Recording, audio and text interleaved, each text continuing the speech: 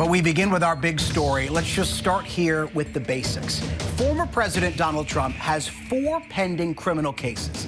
It's a lot to keep track of, but just the sheer number of cases, 4, is worth remembering because 2 of those cases already collided today. Today in federal court in Fort Pierce, Florida, a judge appointed by Donald Trump heard hours of arguments on when the former president's trial over charges he knowingly held on to classified documents after he left office and then tried to withhold them from federal agents will begin. And will it start before or after Election Day in November? Then, at the exact same time in Atlanta, another judge heard closing arguments today in that ongoing legal saga over whether the Fulton County District Attorney, Fani Willis, and the prosecutor she picked to oversee Trump's Georgia election interference case should be disqualified because of a romantic relationship they had. Willis even showing up in court herself midway through that hearing. This isn't the first time we've seen the former president's legal calendar get extremely complicated, but it's also not expected to be the last time. There are 2 other cases, one allegedly on hush money payments to an adult film star, another on January 6th, an election interference that we haven't even gotten into yet. And there are months more to go. So to break down all of this, we want to turn to someone who knows Donald Trump so well. He wrote 3 books on Donald Trump. John, this is the first time I will confess to you, I have read each and every one. You're also obviously ABC News chief Washington correspondent, Jonathan Karl. John, let's start with the historic nature of this, how unprecedented it is to see a former president in court, and how you think that will impact his campaign, his political future, all of that going forward. Well, it was striking to see that he spent some 6 hours in that courtroom in Fort Pierce, Florida. Some 6 hours. This wasn't the trial. These were hearings on a series of motions related to the timing of the trial, questions such as whether or not the witness list would be made public, how much discovery there would be. These were, technical issues, and Trump sat in that courtroom again for some 6 hours. To put it in context, that is about as much time as he spent at the border yesterday in that highly touted visit to the U.S.-Mexican border. And this is a trend we have been seeing in this campaign. We're just days away from Super Tuesday, and at about as much time as anything else, he is in court. But there were, I think, significant questions in that Fort Pierce hearing, just to take that one, about the timing of this. And that is, we saw that that this trial was supposed to start in May. A series of decisions by the judge have made that impossible. The special counsel now wants to see it start in July. Trump had been pushing, his lawyers had been pushing to have it after the election. But today they were saying that they could start as soon as August 12th. A very interesting move on their part, I thought. So, John, Fort Pierce, where that trial is being held, is not Palm Beach, where Trump's Mar-a-Lago is. It's about an hour away. We even made a map to demonstrate that. You have to go up I-95 or the Turnpike. I recommend the Turnpike. But the decision to have this trial in Fort Pierce, is that going to have an impact on the trial? And is it a win, a loss, a neutral thing for Donald Trump? Well, Fort Pierce, I've spent some time there, too. It sure isn't Palm Beach, I'll tell you that much. And there's nothing like Mar-a-Lago there. But I think that this is home turf for the president, not just because it's just an hour drive up north, but he is before a judge, Aileen Cannon, who is a judge that he put on the court, and sure seems in a lot of her rulings that she has made so far to be a Trump-friendly judge. Not to say that she's not impartial, but certainly a number of her rulings have favored the Trump legal team. And once a trial is underway, if a trial really does get underway, it'll be a jury drawn, from Florida, from the president's backyard. And I think that may have been why we suddenly saw the Trump legal team float the idea that, yeah, they could be okay with this trial starting before the election, because they see 2 federal criminal cases, both brought by Jack Smith, one before a judge who they see as hostile in Washington, D.C., a jury pool that they see as hostile from Washington, D.C., or a judge they see as friendly, and a jury pool they see as primarily pro-Trump. I think if they have to live with one trial before the election, they would much rather see a trial in his backyard in Florida. So Trump is in court in Florida. There is that ongoing hearing playing out in Georgia as well. It's another example of just how packed his legal calendar is. You write in your newest book, I told you, I promise you I did read it. I'm a big fan, that this is a campaign about retribution. Does having this packed legal calendar, these swirling legal proceedings, does it help him sell that theme of retribution to voters, in your view? Well, it absolutely does. He is portraying himself first and foremost as a victim, and he is describing that victimhood as not one that is really aimed at him personally, but is aimed at his supporters. This is what he's telling his supporters.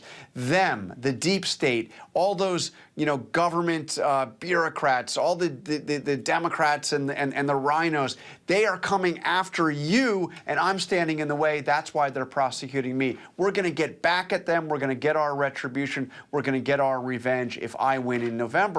So his campaign message and his legal message are virtually indistinguishable, and he's not a traditional candidate who is going out and rolling out a series of policy proposals of things he would do if he would get elected. He's talking about retribution. He's talking about his own victimhood. He's waging a campaign largely from the steps of these courthouses in potentially Georgia, if that goes forward, in Florida, in New York, in Washington, D.C. John Karl, thank you so much for your time on this Friday night. I cannot tell you how much we appreciate it. Be sure to catch John anchoring. Thank you, sir. Be sure to catch John anchoring this week on Sunday on the ABC Broadcast Network. He's going to have a lot more analysis of Trump's legal woes, plus an exclusive interview with World Central Kitchen founder Jose Andres, just back from the Middle East, trying to get more desperately needed humanitarian aid into Gaza. It's going to be an excellent show. Thank you again to Jonathan Karl. We want to turn now to our big story panel. Joining us today, ABC News contributor and SiriusXM radio host Mike Muse, former Republican Congresswoman from Virginia Barbara Comstock, former Assistant Secretary for Public Affairs at the Department of Homeland Security Marcia Espinosa, and ABC News legal contributor Shauna Lloyd. Welcome into all of you. Shauna, I want to start with you. First, just the nuts and bolts of this. These are complex cases, all four of them. In your experience as a trial attorney, how difficult is it for a defendant to juggle just one of these cases, let alone four? You know, Jay, it's really hard because what we're talking about is a lot of evidence, a lot of things that you're going to have to produce, discovery, things that have to be answered. But we have to remember that he has legal teams handling most of this litigation. So what you see is it's happening in concert, and what he's using it for is really to reiterate his theme, which is they're coming after me. This is what I'm dealing with. Don't worry about what my issues are. Go ahead and understand what I'm being persecuted about. Barbara, I want to get into the politics of all of this very quickly. I want to show you this. We've got exit poll data from South Carolina, that primary. 62% of primary voters in South Carolina, according to ABC News exit poll data, say Trump would be fit to serve as president if he were convicted of a crime. But there is that nagging 35%, you see it on your screen, who say he would not be. These are GOP primary voters. So do you view these trials as a benefit to Trump, a liability for him, in your view, or is it just a neutral, you know, it washes out? Oh, I think it'll definitely be a liability, and it's a little bit too cute by half. He's been trying to push them off and push them off, but it's going to be a problem because, first of all, he is going to be spending time and money in court just as the election is really ramping up. Secondly, it's going to be all his own staff and lawyers who are testifying against him, Republicans, MAGA people, again, just at that time when everyone is focused on the election, and it's going to be swing voters who decide his fate. And swing voters do not like convicted felons as their president. Marcia, with that in mind, this idea of swing voters, how this impacts independents, we haven't seen the Biden administration make much mention of Trump's criminal charges, except for calling him a threat to democracy because of his attempts to overturn the 2020 election. But do you see that changing? Democrats making more mention of these legal woes the closer we get to Election Day?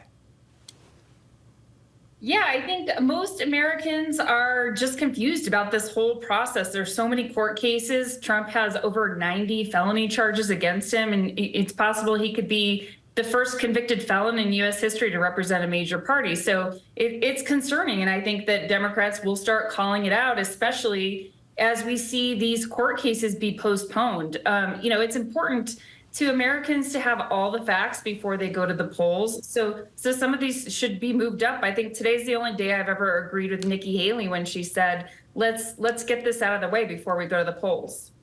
Mike, I always save the hardest question for you, my friend, which is to that point of Americans trying to make sense of all this. 4 trials, 3 states, plus the District of Columbia. There's a lot of news coverage. These are serious charges. But how much is this consistent talk and coverage about Trump on trial? Do you think all of that somewhat dilutes voters to this and they start to tune it out? I think that's a really great question. I actually, Jay, think the opposite. And here's why. Before, if you would have said this back in October or November, everything seemed so far away. And so there was just this constant talk of court cases, trials, indictments. But now we're into March, we're heading into April, we're still waiting the Supreme Court. I think now Americans are about to lean in more, in particular as Super Tuesday is coming around, the Republican nomination will more than likely be locked up. It will be a 2-person race between Biden and between Trump. We're getting near the Republican National Conventions. These cases are getting close to court. I think now we're going to start paying a lot more attention, and everything seems to be more in a linear, logical order. So I think Americans are actually going to start tuning in more. But that was a really great question. Yeah, Mike, Barbara, Marcia, Shauna, thank you very much. Go nowhere. Hi, everyone. George Stephanopoulos here. Thanks for checking out the ABC News YouTube channel. If you'd like to get more videos, show highlights, and watch live event coverage, click on the right over here to subscribe to our channel. And don't forget to download the ABC News app for breaking news alerts. Thanks for watching.